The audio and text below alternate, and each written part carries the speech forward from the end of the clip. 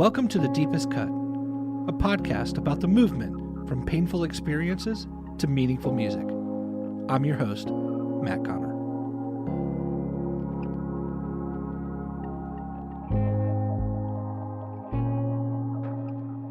There are 100 ways in which the process of writing, recording, and releasing a song can be messy, especially when it's written from a point of pain or born out of difficult circumstances. But for the members of Wild Harbors, those issues could multiply many times over, given that they're not only a great pop duo out of Nashville, but they're also husband and wife. Chris and Jenna Badaker have both learned over time to turn to their musical talents to help them sort and sift through traumatic experiences or troubling emotions. But what happens when the very outlet for those songs to mean something to others relies on one who was part of the original hurt? What if it exposes details that aren't yours alone to share? You see the complications. Together as Wild Harbors, Chris and Jenna are now preparing a batch of songs to arrive fairly soon, which means they're squarely in the mix of sorting out these kinds of details. We're thrilled to share one of the first fruits of a forthcoming album entitled Break My Heart, a song that came to Wild Harbors in a dry spell and admits the shadow side of loving something, that to love something is also to inevitably get hurt by the loss of it. Stay tuned on this episode of The Deepest Cut for a conversation about the complexity of community and creativity, as well as a brand new song from Wild Harbors.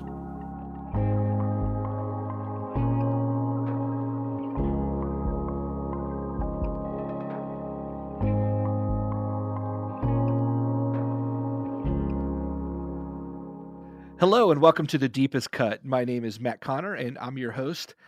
Right now I'm sitting across, we're sharing screens at this point, not physically in person. But my good friends, Chris and Jenna Badaker, how are you today? We're doing great, Matt. How are you? I'm good. Together known as Wild Harbors. Individually though, they're just as great whether together or individually. Can you tell us how long you've been Wild Harbors, sort of the quick hellos and all that? Sure, yeah. So Chris and I have been playing music together ever since college in some way, shape, or form. But Wild Harbor started in 2018. We made a record in 2017 with Andrew Osenga. And through that process, we realized this doesn't sound like what we've done before. I think this is a new band. And so we kind of went down that rabbit hole and figured out what that could look like and launched Wild Harbors. And we've been doing this band ever since 2018. And that was Monument. It was Monument. Yes. We loved making that record with him. Love it. And you've also, just to let us in, you've had like long stints in Paris. Yes. And not like Paris, Texas or Paris, Indiana or like those small town, but you're not only rooted in Nashville, which is where you're at now, but in Paris, France. Can you like what takes you there and what's this life you're leading? I know. It sounds so fancy. And I mean, you're in Paris, like it's not like you can be like, well, it's not fancy, but also our life there is so the opposite. It's pretty like when you talk to people about Paris and they find out that you're living in a tiny one-room studio with a bathroom that's like basically the studio itself is the size of our bathroom in our house here in Nashville. And when you tell people in Paris that, they kind of are like, oh, okay, so you're living the real Paris life. You're getting the real experience. Like we're doing it, you know, the authentic way. People in Paris understand what you mean, but it's like, I feel like here the equivalent is maybe trying to say like, I live in California and everyone pictures something right away. And they probably have to go, it's not what you're thinking. It's not LA. It's not San Diego. There's a lot more to California than just that. And they go, no, right. But it's probably still pretty nice. Right. Like, and they have to kind of like de-escalate the like. Yeah. So we've gone over there twice for two different like 3-month stints for a fall and then the following fall to lead music at a church and just support their worship team in different aspects. And while we were there, we did some work with some other English-speaking churches that were there. We do speak a tiny bit of French, but enough to order a coffee. But, you know, we are not fluent by any stretch. But there are English-speaking congregations over there. And so the church we were serving was people from all over the world who their common ground is English. There's British expats, there's American expats, but there's people from Africa, there's people from, Eastern Europe. There's just, it's really neat that there's people from so many different places. Yeah. So yeah, we led worship for their music services on Sundays, and in between we worked on Wild Harbors things, filmed music videos, attempted to write songs, but more accurately just kind of took in a lot and maybe like sang ideas into voice memos and just tried to soak things in, because there was so much about living in another country where you don't speak the language, and also going into like living in an urban city environment versus having a car and driving yourself everywhere, and taking a kid with you, because we do have a little guy who just turned 2. So much about all of that is just like, all of my margin in my brain is gone. I'm constantly figuring out like, oh, there's a simple problem of like, we need groceries, and you have to solve it a completely different way than you would back in your home country, in your hometown. So it's a lot of fun input to then bring back to our time here of like, all right, what just happened? Here are all these nuggets from the last 3 months. It's a Let's lot more mine like through them. Gathering life experiences, seeing things. I feel like in some ways for me, trying to write songs in Paris is like trying to write about a carnival from right outside the carnival. It's like, I'd rather just go into the carnival and run around, and then I'll write about it when I get home. Yeah, there you go. Maybe my time is better spent putting my hands on this thing and experiencing it and tasting it. And then I'll have more information to like work with when I'm not right here. That's a good analogy. Put the phone down, so to speak. Yeah, exactly. Put the phone down, take in the vista. Exactly. Very much that. And I was, trying, it's like almost literally putting the phone down in some ways. Of like, we want to share about this on social media. This is so beautiful and this is so exciting. And sometimes it's like, it's just too much. Like, I just can't constantly be attached and figuring out how to filter this into an Instagram story all the time, So there's a lot. We got to play some concerts and got to see some really beautiful places and make new friends. Yeah. Now we're home. Love it. Well, welcome home. Thanks. Thank you. We're so glad to have you. Obviously, we want to talk about like a specific song here. We're talking about difficult songs to write, painful experiences that make their way out creatively. This will be, I believe, the only episode of this first season where I'm actually talking to 2 people at the same time. Oh, fun. And I wonder what that process is like for the 2 of you together, if there is a process together, because you're also obviously married, been together, parents. Can you, like, on a larger scale, when you know that you're in some sort of songwriting process and maybe processing something that's painful together, something that like maybe marital trauma or some experience that the both of you are grieving, what is that process normally like? Do you normally like retreat to corners and present what you're working through, or is there a sense of like working together to process the thing that's happened into something meaningful? Yeah. What a great question. That's such a good question. It's probably a little of both of those. I think more often than not, just like if I'm a fly on the wall looking into this house of how that process normally happens, I feel like it's normally individually we're each processing whatever the root of that song is individually. So if it's something heartbreaking or something beautiful, I feel like that always usually starts manifesting by one of us picking up our phone and singing something into our voice recorder. And then 10 seconds later, you're done and you go back to normal life. And some of those end up, I always like to think of songs kind of like plants or like crops. Like some of those end up germinating into little things that start sprouting. You go, maybe there's something to this one. And for as many as you do, it's not many that end up making these little green sprouts that you go, that's worth going back down the line and like looking at again. And for me, the excitement sometimes comes when I listen back to something I did 2 weeks ago and I go, that's still interesting. And that's still exciting. So maybe I personally then I'll put a melody to it or chords to it or something. And usually about that point, I'll start getting to the idea of like, this would be worth like putting in her corner too. So I think that's probably where both of us start creating from individually. And then I think once we have something with enough meat on the bone to like actually do show and tell with, like there has to be something to share. We'll probably bring it to the other person and just start kind of almost like wet clay. We'll both sort of be allowed to play with it. I think one of our rules that we've set for ourselves years ago with probably with Wild Harbors existing was that we understand each of our tendencies as songwriters. Jenna can tend to write a certain, as we call it, Jenna kind of song, and I can write a certain Chris kind of song. And neither of those is necessarily very much fun to walk into a writing process on if the other person says, it's basically going to be this. So we try to understand, I have by default brought my bias into what this song looks like right now.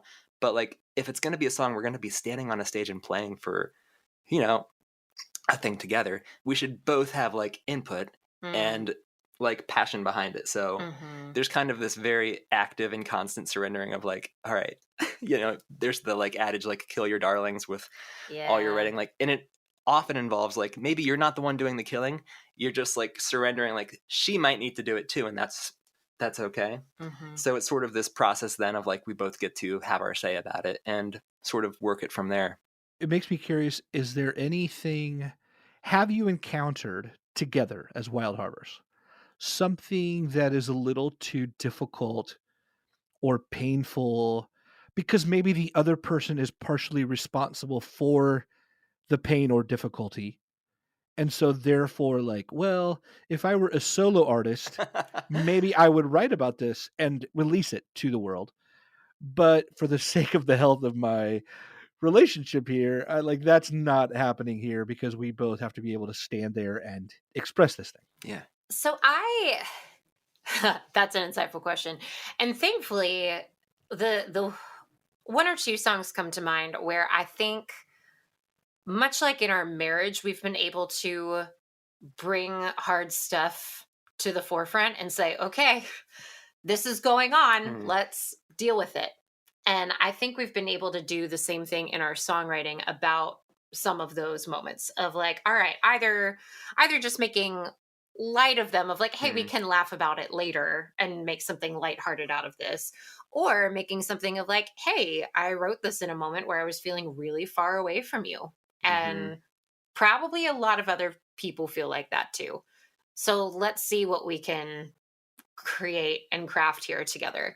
And I think, we certainly don't put neat little bows on everything that we write. But I think we also we have a hope in our marriage that we're going to be able to work through things and find the other side. And so I think we have the same thing in the songs that we make of even if the song is still in the place of man, this is really hard, it's with faith that maybe not within that 4 minutes, but at some point something is going to resolve. Yeah. And so we've been able to do that so far together well. The only things that there are songs sometimes that get written or have gotten written in the past that maybe we just know that we one of us needs to write to get out, and then it might not never be a Harbor song. Yeah. It might just nope, that was my emotional girl piano ballad song that I needed to write, and now it's good, and I'm not hiding it from Chris, but it's also not a Wild Harbor song that we're going to perform, because that's just not. There are songs you need to write, not because we need to perform them, but because you just need to write them. Right. And that's probably true of solo artists, I would imagine, too, of well, some songs are just for you, you know? Yeah. And I mean, I've got some great, not that they're great songs, but they're emotionally great, breakup songs from back in the day when we were dating and we broke up and all these things and we came back together and we're playing music together. I'm well, drama. Right. So much drama. And I'm well, this song is so it's so good. And but I mean, we're not going to sing it together on stage probably because it's all about you. I think some of it naturally too is we've just become better at communicating as we've done this more and more. Yeah, so that's true. I don't know. It makes me think I was watching a Penn and Teller thing last night. They're famous magicians, illusionists. And one of the things Penn has said is he says, one thing we will never do on stage is point a loaded gun at each other. And I think to your question, if we're ever bringing something to one another in a song that is the root of deep hurt, and that's the first time I'm hearing about it or she's hearing about it, we have failed on some level as artists, but also as a married couple. That shouldn't be the first time you hear about it. Like if you get sent to your boss's office and they're like, so-and-so's been telling me, it's like, well, why didn't they just tell me weeks ago? We could have resolved this. So like, not that we can't write about that, but that's not the place as a writing partner to share that you've been hurt by them. Like you should have a conversation and they should know that. And then we can write about that. Then you're not sitting down like, let me sing at you the way I was resentful about how you didn't take out the, whatever. But yeah, I think for me, there's like almost an unofficial rule of like, you shouldn't be finding out from me when I'm doing this. You should be finding out when we're at home, like just existing. I love that. I love what you just said. I think that's very wise. And I also, like, Jenna talking about, hey, there's a file before the file, like a private file, and then, or the filter. And then some songs may filter through to publicly as Wild Harbors. We can sing these songs without issue. And some of them are just meant to be journal entries or whatever they are. But I also think there are moments, I guess I think of some of my own favorite songs that have all the drama and have all the whatever. Oh, yeah. And you almost wonder, like, they kind of are the journal entry. I mean, it's almost too painful, or the description is almost a little too visceral or something, right? Even within maybe other duos, you'd say, where you're like, boy, that's kind of loaded. Or like when you sing that night after night, is there something there to it?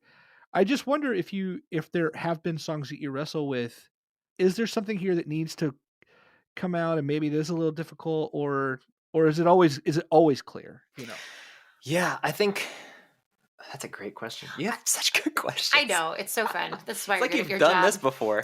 I know. I feel like if those things are there, they come out in the writing process of like, and I think it's probably more often.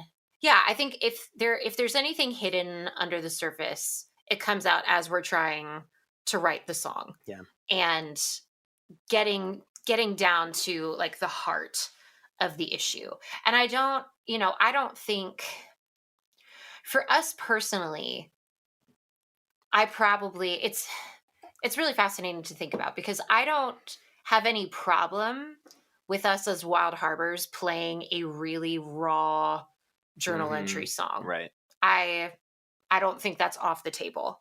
I also think that a lot of my personal raw journal entry songs aren't even stylistically like a thing that I'd want to share with people because I kind of revert to, my old like high school and college self of whatever I was listening to at the time when I needed to be really dramatic and moody. And I kind of go back there of like, well, this is my Sarah McLachlan song. And, it feels so good in the moment.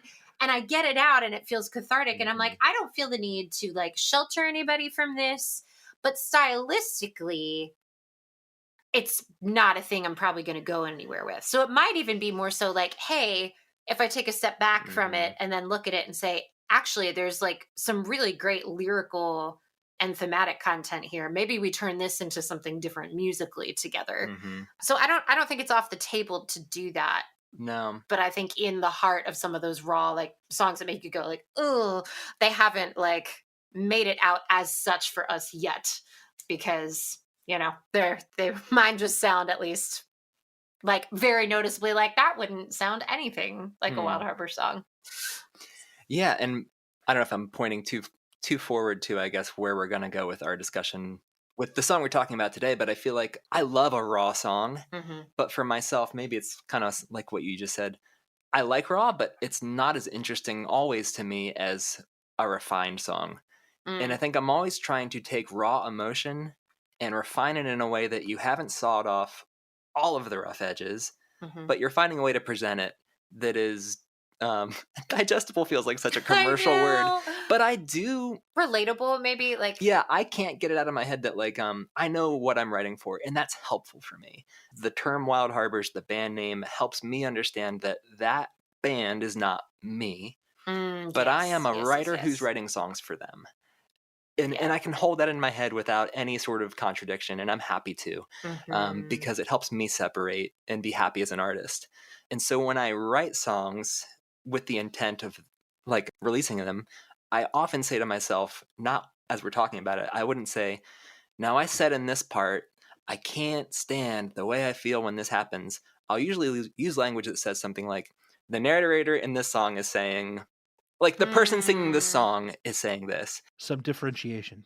Just tiny little layers for myself that help to just create like almost, again, a filter between what that raw emotion is and finding a way to say like what parts of it can pass through the filter that still show up in a way that is relatable. Because I do find that my knee-jerk reaction in songwriting is to be it's closer to burnt coffee than a nice Americano.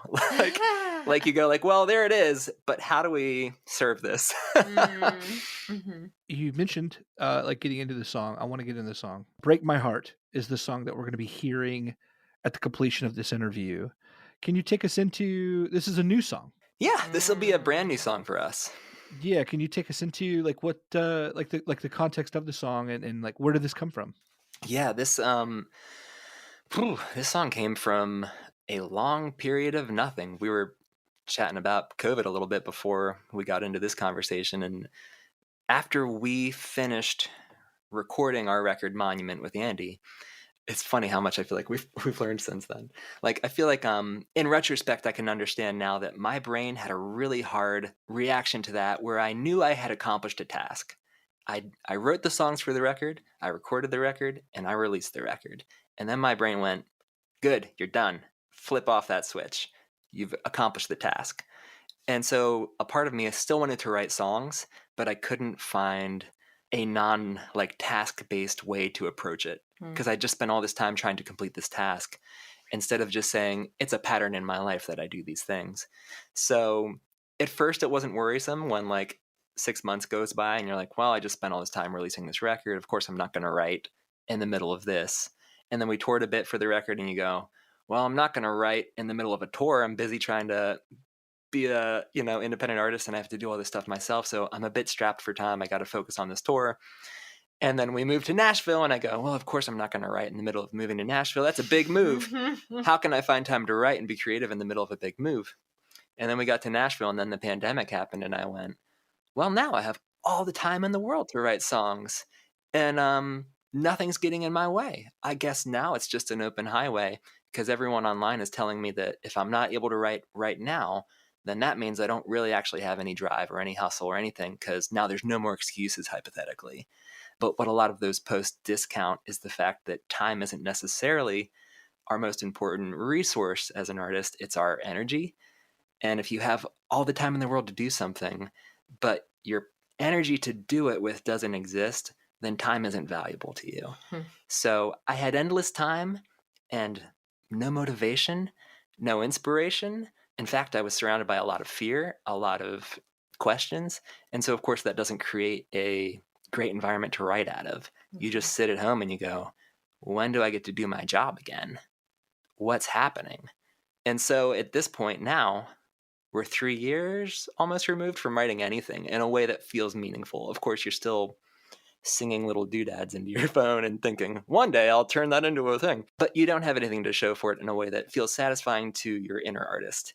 The part of you that wants to say, look, there it is. That's a new song.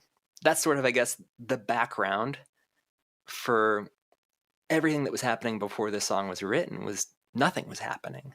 No songs were being written. And I'm starting to internalize a lot of that story for myself and saying, not that not like a weatherman saying it doesn't look like favorable conditions for writing a song. I'm starting to say instead, you're not a songwriter. You don't write songs. Look at you. You release things and you post about things and you move or whatever it is. Like if I'm just calling it like I see it, that doesn't look like a songwriter to me. And so then you start to internalize some of that and go, oh, I guess he's right. So then it becomes this sort of shame, guilt. I'm not writing enough. I'm not creative enough. I'm not artistic enough. Like an imposter. Yeah, totally. So you start to put on that hat every day and you go, I don't know, who am I if I'm not doing this thing? So it's around this time that this song begins in earnest. I was scrolling mindlessly on my phone because it was 2020 and I think most of us were. And I was on Reddit on a subreddit for rabbits because we own 2 pet bunnies. And someone was sharing a post about their 14-year-old rabbit. And they said, my rabbit just turned 14 today, and everyone keeps asking me, how long do rabbits live? And I'll interject with their thought, rabbits live 8 to 10 years on average. And I said, everyone keeps asking me, how long do rabbits live? Mine is 14. And I know someday he's going to break my heart. And I saw that picture of a bunny. Just a bunny on Reddit. And like, it's like that moment in like Finding Nemo where Dory remembers everything all at once. And she remembered, and she goes, oh, it's this. And I see this picture of a rabbit and this person who's really sad about the fact they're going to lose their pet. And all these little scenes from the last like 3 years like reverse. And I'm like in a studio again with a guitar. And this voice goes like, you're a songwriter. You can write about that.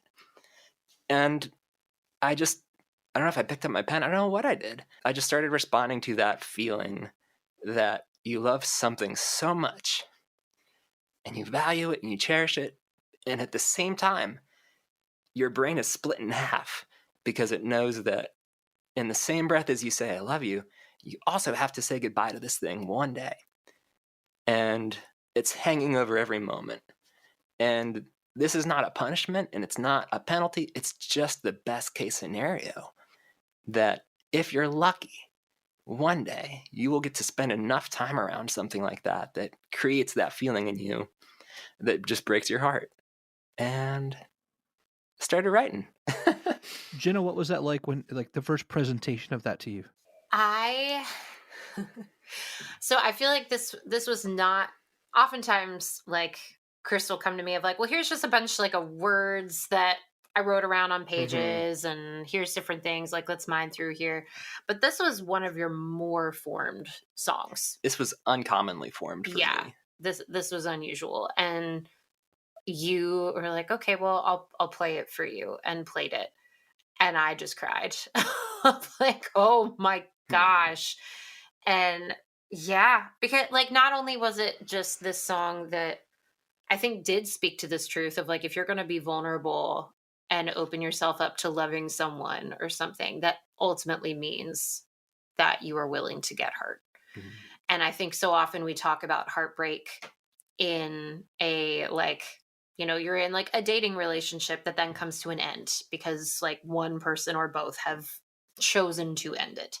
But I mean, there's heartbreak in all of our relationships. There's heartbreak in our relationships with our children because one day, I mean, like one day they're not going to be our little kids anymore, but one day, like one of us is going to leave, and hopefully it's the parent, like in that aspect. Mm-hmm. But yeah, like we in the relationships that work and last, at the end of the road, they're going to be done at some point, and that's not a reason to run away from them. That's a reason to say, okay, I'm acknowledging this and I'm going to do it anyway. Mm-hmm. I'm going to love you anyway. So much about that just was heartbreaking to me, and in a good way. And also such a, yeah, like the dam kind of bursting of like, okay, like we've just been in this kind of depressed state of not knowing who we are and what we're supposed to do. And, you know, we're here trapped in this house instead of touring, and we're renovating it and doing all these things like, yay, look at this. Aren't we fun? But like, who are we even anymore? And for you to come and sit down, especially for you, of not just like, well, I started writing some pages again here, what do you think? But for you to sit down with this like so nearly formed song, it felt like such a gift and such a release of, oh my gosh, like, yes, you are, this is who you are, and this is who I am, and this is what we do. And we needed that reminder that, yeah, that just because you get trapped by circumstance, depression, whatever might be coming, it doesn't mean you're not who you are anymore. And all of that at the same time made it a very emotional experience. Mm-hmm. It's not even the substance of the song, but the existence of the song itself became a heartening presence. Yeah. Both of them, yes. Yeah, like I can't believe this song is here, and I can't believe it's as beautiful as it is. And Like, oh my goodness. It's like, and then you can look at it and you go, well, there's proof of like grass under the snow in some ways. Like there's a little bit of this popping, like if it can happen once, it can happen again. It's just encouraging to see that it's there to be beheld. So yeah, it was a very kind gift of a song to us as writers. I want to get into the song, but, and I know it's new, so you haven't had the chance to perform this out, or have you? We have a little bit. Yeah. Every time we go into the studio, we try to do a run of shows leading up where we play songs that we're thinking of recording for like some audiences, and not to like take a poll or anything, but just to see like, how does it feel to play this song? If I don't like playing it, why am I recording it? Yeah. And I mean, some of that too. I mean, like which songs are people connecting to? Like which songs are the ones at the end of the show that people are like, wait, where's that one? Yeah. You know? Right. How has this one played out? Yeah, it has gotten strong responses from people we've played it for. And for me, some of the nuts and bolts of the song were it was a new ground for me as a writer, in that I felt like I was saying, especially in the verses and in other places, less than I've ever said. Like just quantitatively, there's fewer words in the song. Yeah. And I wanted it to feel open enough to encompass someone who was thinking about their kid, or someone who was saying goodbye to a loved one, or maybe it was someone who's saying goodbye to their pet bunny. I don't know. But I wanted it to be able to hold space for all of those people and to not have to say, it's about this. So like, it was interesting to me at these shows how many people would come up and say like, I love that song. It made me think of blank. And no one, it felt like, had the same takeaway from it. Yeah. We weren't parents yet at that point. And I don't even know that, at least for me, I don't know that a parent-child relationship was in my mind at all when we were working on the song. But one of the first times that we played it, a person talked to us after the show and said, I just sat there weeping because it made me think of my kids. And she's got 3 young kids of just like, they're not going to need me anymore. And I love them so much, and they're going to leave, but they're supposed to do that. And that's a good thing. Which, I mean, as a songwriter, that's one of the best things that can happen when someone can take the thing that you've made and humbly offered up and said, well, here you go. And that they can do with it what they need to do in their own life. Yeah. So it's been really beautiful and humbling to see just the ways that people are finding what they need to in it, I think. Yeah. So I'm excited for more people to hear it, but those shows are always really valuable for us to get even just a small group of people's feedback. Like, before you go in and say like, all right, time to commit all of this to tape and put all this energy behind it. And we were really grateful to work with Jacob Burley in recording the song, who did just such a fantastic job of helping steer our creativity around it too. And I think he saved us a lot of really amateur decisions about the arrangement that I think would not have aged super well. And he also helped that bridge a lot, where it was just kind of this Dawes-esque piano thing happening in my brain, and he was kind of more like, let's put something else there. And so we ended up building this whole kind of choir in that section, and I really love the way that turned out. Well, let's let people listen to it. I would love to have the two of you. Will you introduce the song for our listeners as we close out the episode? I'm Jenna. And I'm Chris. We are Wild Harbors, and the song you are about to listen to is called Break My Heart. Everybody here knows just how this one goes. You started out thinking that you didn't want to get that close. Do you go? Do you go? Do you go?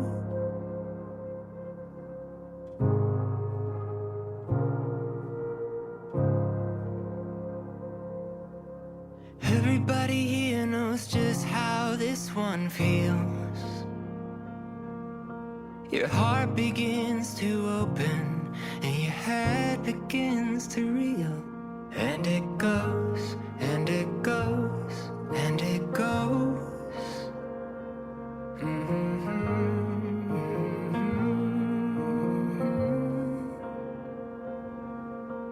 You and I are passengers who just can't stop the train, headed for the one goodbye that we can't bring ourselves to say.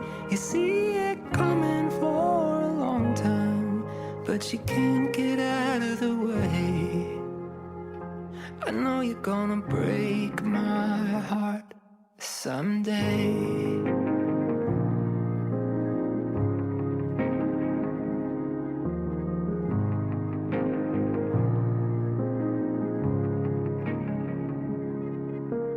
Everybody here knows just how this plays out. You wondered if you'd ever love anything that you could not live without. Now you know, now you know, now you know.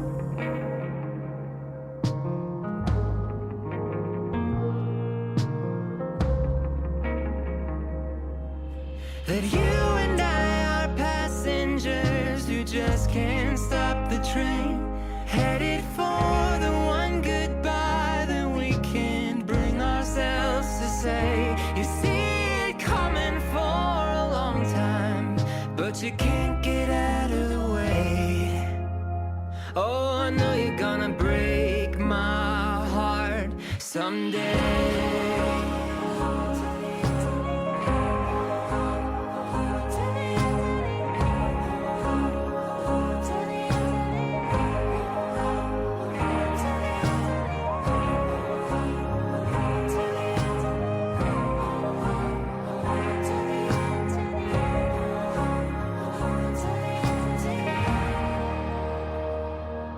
I'm gonna hold on until then. I'll make the most of every moment that we have until the end. When we go, when we go, when we go, when we go, when we go, when we go.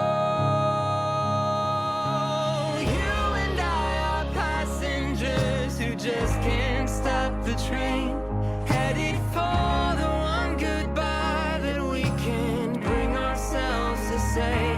I've seen this coming for a long time, but I won't get out of the way. I know you're gonna break my heart. I know you're gonna break my heart. I know you're gonna break my heart someday.